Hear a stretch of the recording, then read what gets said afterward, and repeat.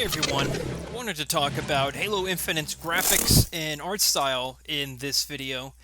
I've been seeing on Twitter, now that the reveal has happened about 3 or 4 days ago now, that the overwhelming majority of people that are big Halo fans and are vocal on Twitter are really giving a thumbs down in the graphics department of Halo Infinite. And I think I tend to agree with the majority of these complaints. And you can be the judge for yourself in the gameplay video I'm showing here, but it looks to be like the character models seem very flat, the graphics seem very cartoony, almost outdated, and especially towards the end of the gameplay demo, we see the brute enemy, the banished enemies up close, and they just seems really almost like last gen. And so I wanted to break down some discussion of why that may be and if these graphics are going to improve before release. So the first point could be that the graphics for Halo Infinite could actually really be intentional due to the art style that's chosen for this game. When Halo 4 came out, we were blown away with just how good the 360 could do with graphics. I mean, we saw some things that look incredible, and when you play Halo 4 in the Master Chief Collection, it really is shocking to see that that was a last gen game. And then Halo 5 was graphically impressive, but I actually don't think it was impressive as Halo 4. And I think they went a little bit too extreme in the graphics to just the design and art style that 343 chose for Halo 5 didn't really click with me. And it seems like it's taken a step back for Halo Infinite. And I actually think this art style is very similar to what we see in Halo Wars 2. And if you remember when they first unveiled Halo Wars 2, everyone got up in arms and threw a fit about the graphics in that game as well. And Creative Assembly, who worked with 343 to make that game, they said that this is the graphics for the game and this is gonna how it's gonna be, and everyone was upset thinking it was pretty much like a little kid's game. And no one complains about the graphics anymore in Halo Wars 2. I actually am quite fond of the art style in that because I think that art style kind of merges the what was great about the Bungie era as well as what was great about the 343 era and what they chose in their art styles, and it seems to be an intersection in Halo Wars 2. And I think Halo Infinite is kind of going in that approach as well. What we see in this gameplay demo could be intentional, that they really wanted the designs to look flat and they wanted a lot. If you can see, you see a lot of trees and a lot of grass and a lot of foliage. We see a whole bunch of that in the gameplay demo, and I think that kind of stuff can drag down the rest of the game, and I think that could be very intentional. If you want to learn more about the issues with the lighting and the shadowing that seems to be pretty apparent throughout this entire demo, Digital Foundry, who I love watching their stuff, made like a 15-minute long video talking about what they found in the Halo Infinite gameplay demo, and I encourage you to watch that. It's a great video.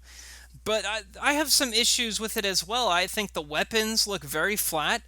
When you compare Halo Infinite stuff, even to Halo Reach and Halo 3, it just doesn't look right to me. I much rather prefer the modeling of the Halo Reach AR than what we see in Halo Infinite. And that game came out 10 years ago, by the way. The Warthog that we see in this demo looks brand new, like it came right off the factory. Doesn't look like it's been hauled in a spaceship and dropped into a war-torn Halo ring. It looks brand new. There's no scratches, no nothing on this vehicle. And I'd much rather see that to really help with the immersion that, on this beautiful ring, there is a war going on. We can also talk about some of the goals that they have set for Halo Infinite overall. They really want this game to be running at 4K 60 as much as possible, and we know that resolution is very expensive, and for some reason, and I don't get this, and it really is personal preference, but I don't understand why people are so obsessed with resolution and not frame rate. To me, I pick frame rate every single time. It's really painful now to play a game in 30 FPS when it doesn't click. For an example, I went back and played the Ezio Collection, which remastered Assassin's Creed 2 Revelations and Brotherhood, bumped up the resolution, but they didn't touch the frame rate.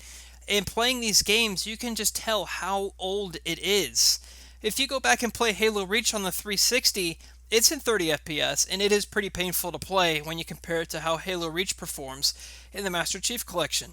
Granted, Halo Reach has both a resolution and a frame rate bump in the MCC, but you can kind of get the point I'm talking about. Is I feel much more immersion in a game when the frame rate is bumped up and not the resolution. And doing both with a massive open world in Halo Infinite with all of these trees and grass and events happening in the game, this is all very expensive. And the reason why I say all this is because this can really drag down the entire performance of the game when your lowest common denominator can't handle it. And I'm talking about the base Xbox One, that ugly VCR thing that came out in 2013. This game that's the lowest common denominator for Halo Infinite. The smart delivery system, I think we're going to really see a lot of first party titles not be that impressive for quite a while until they get rid of that feature entirely. And I think it's good that you get a game on both Xbox One and Series X. I think that's great. But the Xbox One was underpowered even when it came out 7 years ago. We were seeing games all the time. It was a big controversy that the Xbox One ran games at 900p where it ran at 1080p on the PS4. So I think that system is dragging this entire scope down, even all the way up to the Xbox Series X. I was also really confused for an Xbox Series X conference. We learned later on that the demo we saw of Halo Infinite was running on a PC with similar specs. And I don't understand why you wouldn't show off the power of your new console along with Halo Infinite, because that game's launching with the console. Maybe the console's not ready yet. I'm not so sure. I know games are developed on PC, so maybe it's easier to demo the game on PC.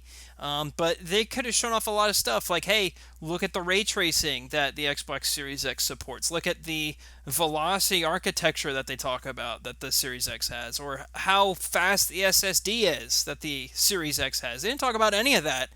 And I think with a game that is your foundation for the console is Halo Infinite, they didn't show any of that. And I'm a little confused. Maybe that's not the point of what that conference is, but I mean, you got everyone watching, and we all knew Halo Infinite was going to be shown there, so why not? I think maybe the scope of the game could also be too big for its own good. I think maybe the open world is so big, they said it's bigger than Halo 4 and Halo 5's.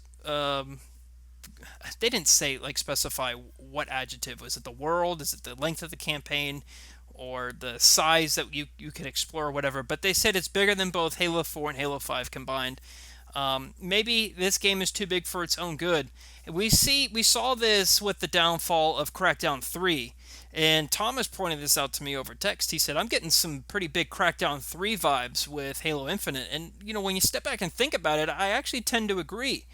We saw this really incredible tech demo of Crackdown 3 and just how good they thought that this game could take advantage of the Xbox One. And when it came out, after years and years and years of delay, it was actually really underwhelming and just a very flat, boring game. I actually enjoyed playing it, but it didn't elevate the series that it was supposed to on the Xbox One X. There's too many Xbox names. I'm getting all confused.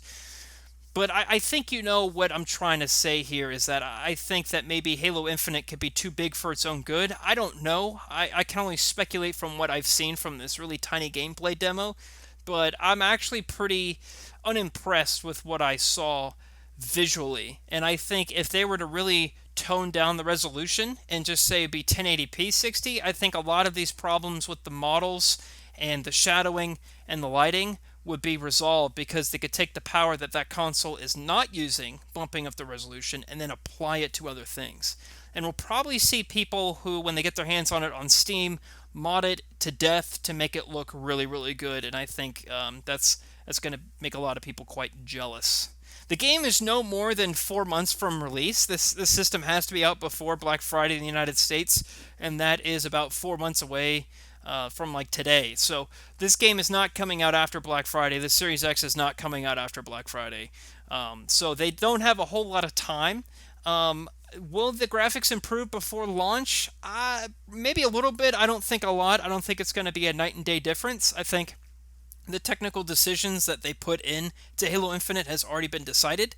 And these are things like the models, the lighting, the way that the shadows work, all of these things are pretty much set, and they can only tune it from here. In my opinion, I could be wrong, but that's what I think. I think right now the game is almost done. They're going to be working on bug fixing and slight enhancements.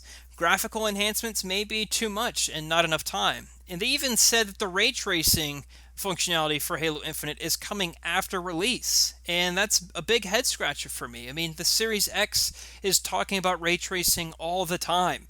And you're not going to have your biggest game, in the last 5-10 years and for Xbox to not include that feature. I don't think they have enough time to fix the graphics if the ray tracing is coming out afterwards. That indicates that they don't have enough time to even get the game out the door. But I don't want to be too negative. I want to remain positive. I'm really glad that with the story decisions that they appear to have made in Halo Infinite, I like the new weapons. I like the setting a lot, and I do like the open world. And will Halo Infinite be a good game? I think it will be. I think it'll actually be a great game. But for people who really wanted to see the power of the Series X, when they talk about the world's most powerful console, this is a real downer. And I agree. This isn't what a lot of people were expecting. But I don't think the graphics alone are what's going to make this game good or bad. We saw in Halo 5, it had great graphics and a terrible story, and people hated the game. And I think that Halo Infinite's going to be maybe reversed. Terrible graphics and a great story, and people end up loving it. But I think people have a right to complain and, are a little bit unimpressed here. But hopefully this will change before release. I'd love to see the next demo for this game.